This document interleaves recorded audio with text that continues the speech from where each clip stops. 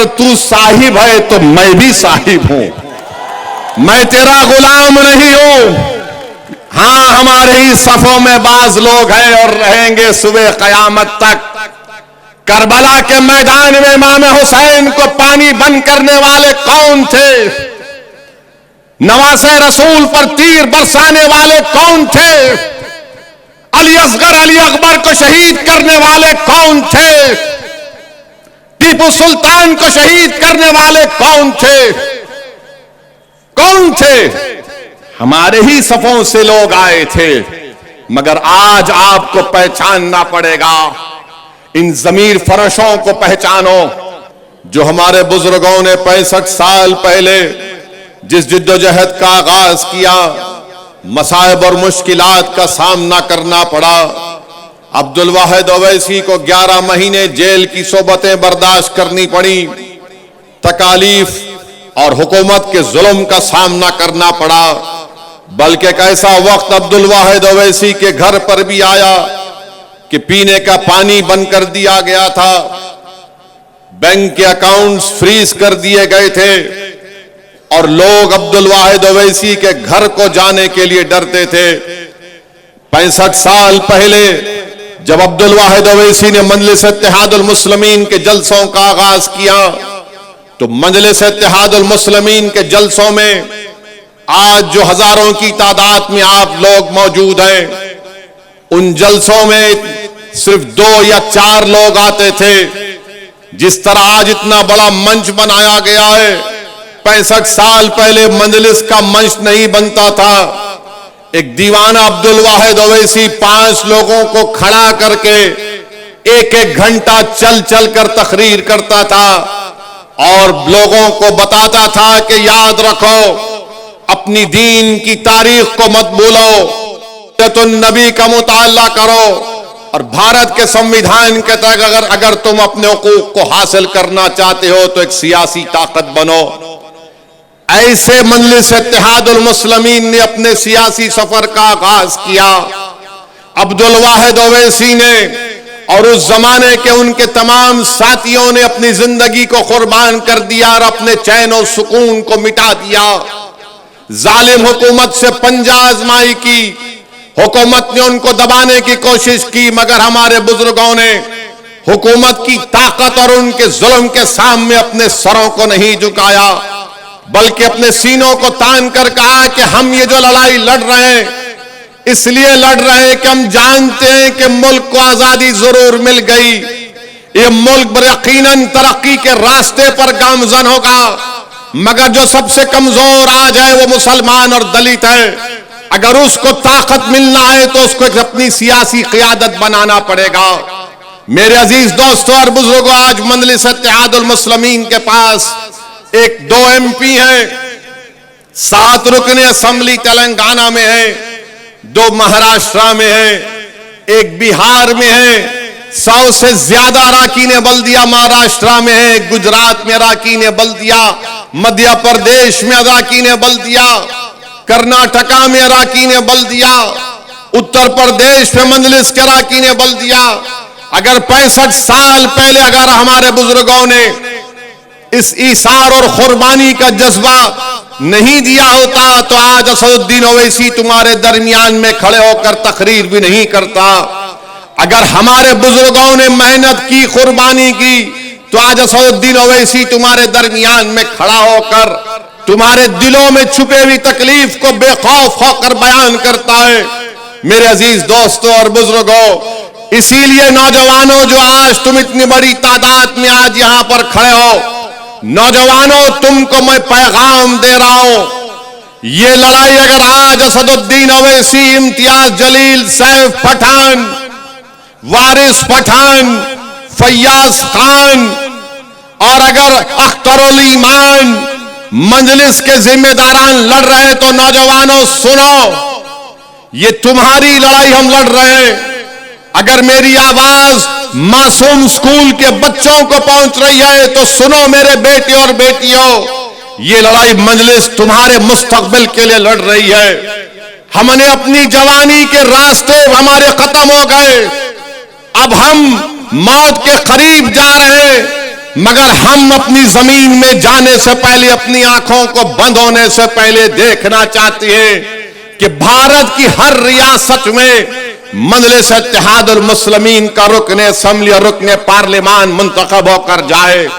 ہماری زندگی کا مقصد یہ کی ہے ہمارے بچوں اور بیٹیوں، میرے نغیور نوجوانوں، ہماری لڑائی یہ کی ہے کہ جب تم زندگی اصل زندگی میں قدم رکھو گے تو تم ان ناانصافیوں کا سامنا نہیں کرو گے، بلکہ تم کو عزت کی نگاہوں سے تمہارے تمام جائز مطالبات تم کو ملیں گے.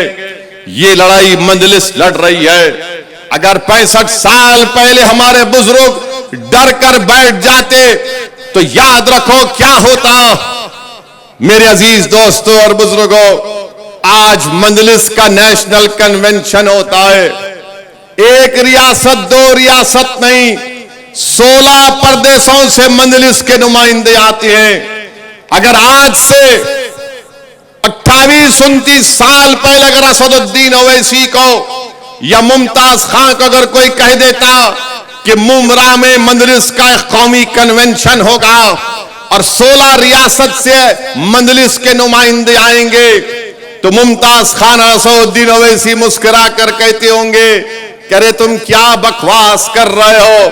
مگر الحمدللہ میں سلام کرتا ہوں میرے تمام مجلس کے رفقاؤں کو جن کے حوصلے اور عزم نے مجھے یہاں تک لے کر آیا.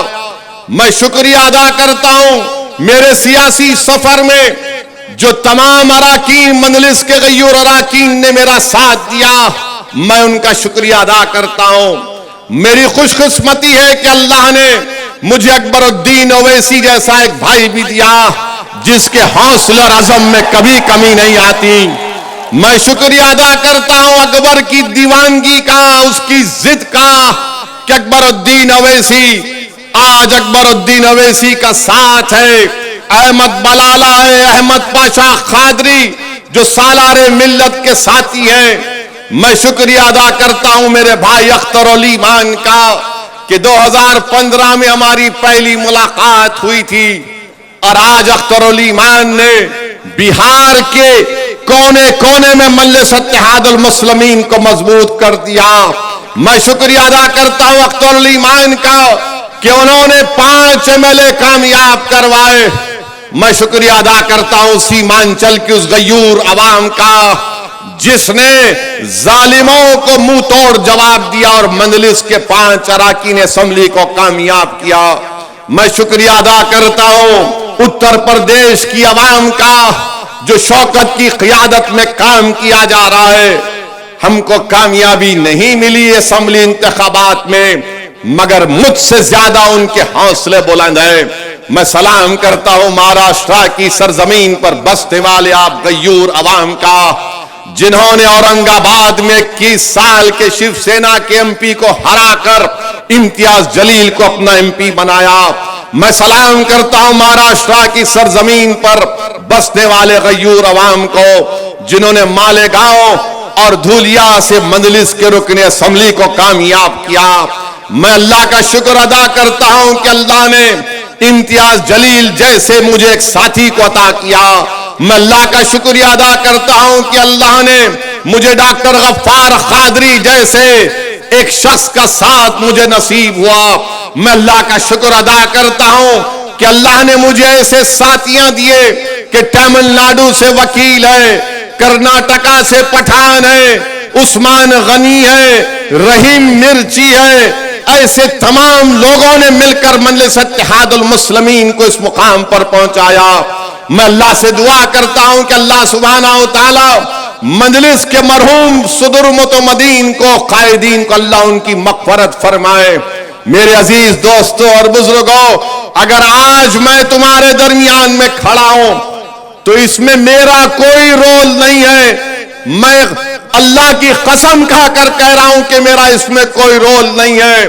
اگر میں یہاں کھڑا ہوں تو صرف اور صرف اللہ کا کرم مجھ پر ہے. میں اگر کھڑا ہوں تو نبی کریم صلی اللہ علیہ وسلم کا صدقہ ہے. اگر میں تمہارے درمیان میں کھڑے ہو کر یا تمہارے درمیان میں کھڑے ہو کر یا ایوان پارلیمنٹ میں کھڑے ہو کر باطل طاقتوں کی آنکھ میں آنکھ ڈال کر مظلوم عوام کے انصاف کا مطالبہ اگر کرتا ہوں، بھارت کی پارلیمنٹ میں اگر میں وقت کے فرعون اور نمرود اور یزیدوں کے سامنے کھڑے ہو کر انصاف اور حق کی بات کرتا ہوں تو صدقہ ہے اہل بیت کا کہ انہوں نے مجھے اس مقام کو عطا کیا۔ میرے عزیز دوستوں اور بزرگوں، یہی چیز ہے، ان ساتھیوں کی محنت اور قربانی تھی کہ آج اسد الدین اویسی یہاں تک کھڑا ہے۔ آئیے میں آپ کو ایک اپیل کرتا ہوں کہ اس سیاسی سفر کو اور آگے لے کر جانا ہے ہم کو، تاکہ یہ جو نوجوان بچے ہیں جو 21 22 سال 25 سال کے ہیں، یہ جو معصوم بچے آج 14 15 سال کی عمر میں یہ بیٹھے ہوئے، ان کے مستقبل کو اچھا کرنا ہے تو مجلس کو مضبوط کرو۔ تم اسد الدین اویسی کو، امتیاز جلیل کو، اختر الایمان کو مضبوط مت کرو، تم مجلس کو مضبوط کرو۔ ارے ہم مٹ جائیں گے، اس زمین کی غذا بن جائیں گے، مگر مستقبل تمہارا ہے۔ میں اگر تمہارے سامنے کھڑا ہوں، میری عینی خواہش یہ ہے کہ اللہ مجھ سے بہتر لیڈر پیدا کر دے۔ میری خواہش یہ ہے کہ تم نیتا بنو، تم لیڈر بنو، تم قوم کے صدر بنو، تاکہ تم قیادت کرو۔ یہ میرے زندگی کا مقصد ہے۔ کب تک تم ان لوگوں کے پیچھے غلامی کرو گے؟ ارے جب راشٹریہ کانگریس والے اجیت پوار نیتا بن سکتا ہے، سپریا سولے نیتا بن سکتی ہے، ادھو ٹھاکرے اپنے باپ کا بیٹا ہونے کی بنا پر نیتا بن سکتا ہے، جب ایک ناگ شنڈے نیتا بن سکتا ہے، جب فرنویس نیتا بن سکتا ہے، تو کیا مہاراشٹر کا مسلمان شرد پوار کی طرح، ادھو ٹھاکرے کی طرح، شنڈے کی طرح نیتا نہیں بن سکتے؟ کیا تم نیتا نہیں بن سکتے؟ کیا تم لیڈر نہیں بن سکتے؟ تو کیسے بنو گے؟ نعرے مارنے سے نہیں بنو گے، متحد ہو، ووٹ ڈالو، نیتا بنو۔ ارے جب بات چیت ہوگی تو ان سے آنکھ میں آنکھ ڈال کر بات چیت ہوگی، سر جھکا کر، ہاتھ کو پیچھے رکھ کر، یہ زبان سے یہ نہیں کہو گے کہ ہاں صاحب ہاں صاحب ہاں صاحب، نہیں، بات چیت ہوگی تو ہوگی اس طرح سے ہوگی کہ اگر تو صاحب ہے تو میں بھی صاحب ہوں، میں تیرا غلام نہیں ہوں۔ ہاں ہمارے ہی صفوں میں بعض لوگ ہیں اور رہیں گے صبح قیامت تک۔ کربلا کے میدان میں امام حسین کو پانی بند کرنے والے کون تھے؟ نواسے رسول پر تیر برسانے والے کون تھے؟